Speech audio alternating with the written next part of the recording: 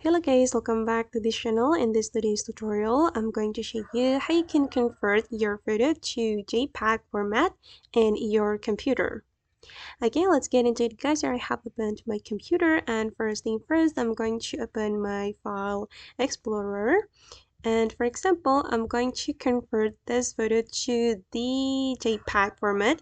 As you can see that the type of this file is Chrome document.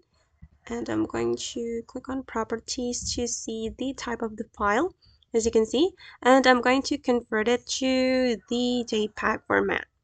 Okay, we can right click on the photo and we're going to click on open with and select paint. Okay, and we're going to save this photo as JPEG format. So we're going to click on file and then select save as and select JPEG picture. Okay, and then I'm going to save it in the download folder. And as you can see that this is the JPEG format, and just click on save. Okay, and then I'm going to go back to my file explorer, and then let's see the properties. And as you can see that the format has been changed.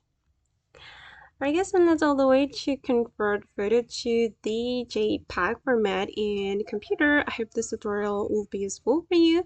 Thank you so much for watching and see you in the next video.